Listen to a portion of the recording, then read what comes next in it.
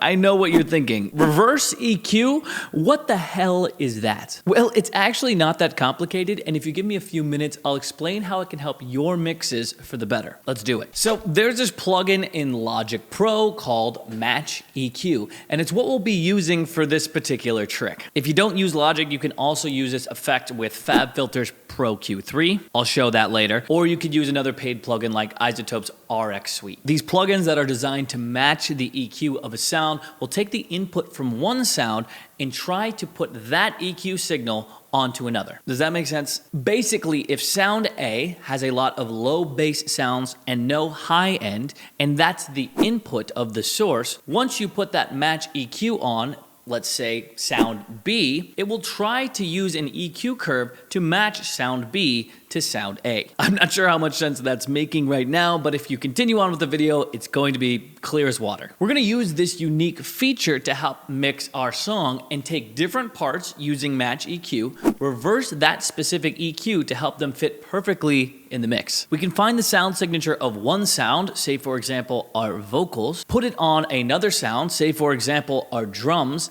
and then reverse that EQ so that it fits perfectly together. Do you see what I mean by reverse EQ? I think the best use of this effect and the way that I've personally been using it the most is what I just described. Using it to match the sound sonic signature of the vocals and then putting it on the bus with all of the rest of the instruments so that the vocals sit better in the mix. So I'm gonna walk you through that step by step. I'll do it with Logic Pro's Match EQ as well as FabFilter's Pro Q3. First, I'll walk you through the setup and routing, then I'll show you how to match the actual EQ of your track using these plugins, and then I'll show you how to mix them and give you some tips for that. After all of those things, I'll also talk about some other creative ways you can use this reverse EQ trick to help out with your mixes. So let's hop into step one, which is the routing. To set this up, we just have to make sure that our sounds are being routed to the correct buses so that we can actually take advantage of this effect. If you've got a full song production like me, chances are you have a bunch of different parts going on at the same time. To make this really easy, we're going to route all of the non-vocal tracks, all of the instrument tracks, to its own bus. Then on that bus, we can affect all of them at once without affecting the vocals at all. That's exactly what we're trying to do. The easiest way to do this in Logic is to organize your tracks so that your vocals are separate from the rest of your mix. You can see the vocals here in purple. Then you can shift click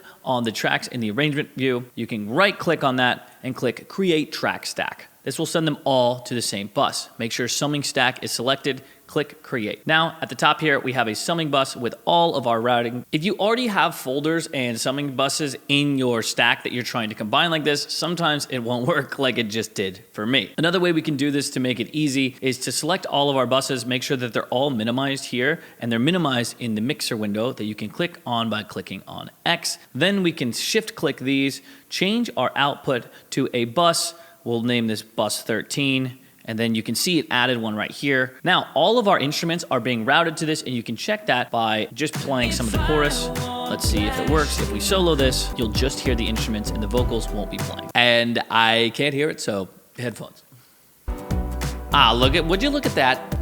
There we go. That's exactly what I'm trying to do. Now, we're going to put on the Match EQ, which is right here under EQ, Match EQ. Wow. So I'm gonna go into our lead vocal here. I'm gonna unsolo everything. I'm gonna zoom in a little bit here. And now our routing is set up and we can move into actually adding the plugin on the chain. I also wanna mention that if you have a fully mastered beat and you just have it on one track, you don't have to do this. It makes this process really easy. But if you are dealing with a beat like I made here, then it is important to route it like I showed you. Now we'll hop into our instruments bus by clicking X, opening up our mixer, clicking on Match EQ, which you can find from the EQ tab right here, and then clicking on Stereo. To use Logic Pro's Match EQ, we'll start off with that. You can see it here. First, we're going to want this to analyze the part that we're working on. In this case, we'll stick with the chorus. We're gonna click Learn here on the current. We'll analyze the frequency spectrum that we have, and then it will add it to its database so that we can use this Match EQ.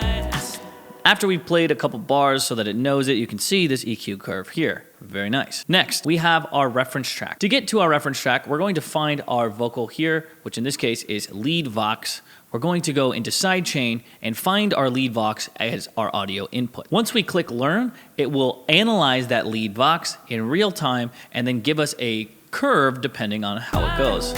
You can see it right here. This is the frequency spectrum of the vocals that we're working with now. Okay, then if I click match on this EQ curve, you can see that it created an EQ curve that's going to make our instrument bus sound like our vocals.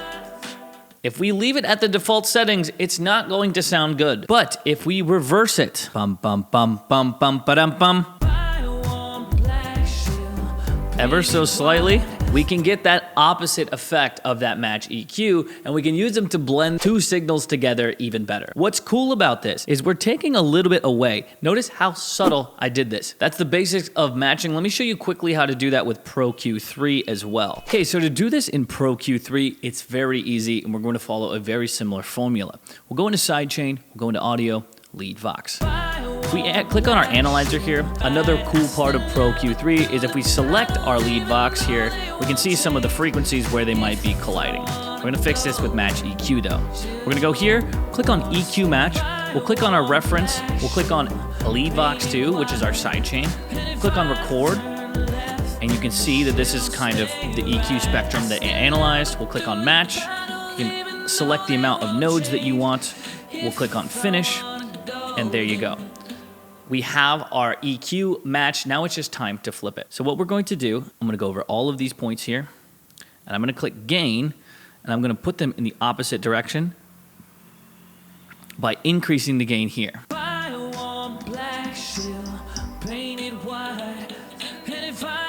It will definitely help if you go to the 30 decibels here so you can see everything. You're going to make a box over all of these, and you're going to take the gain, and you're going to put it in the opposite direction.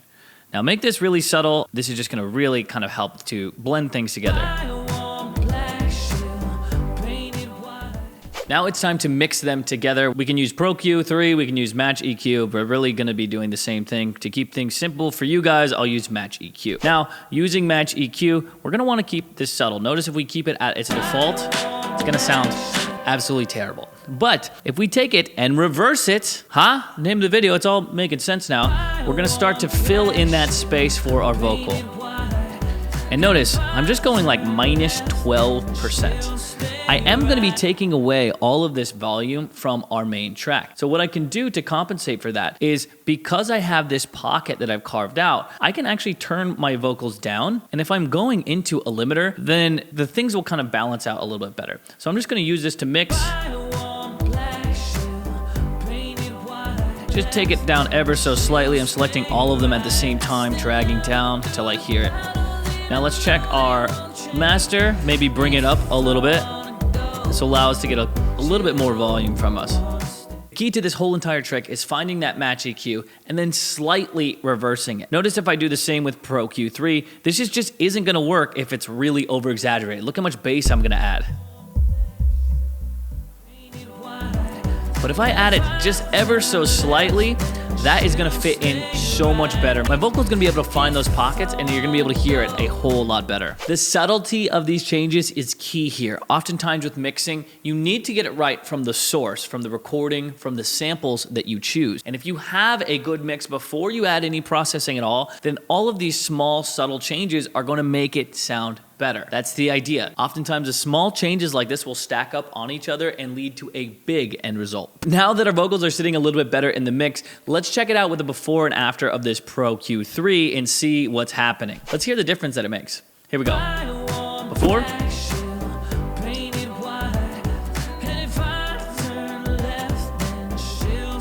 And here's it with the reverse EQ.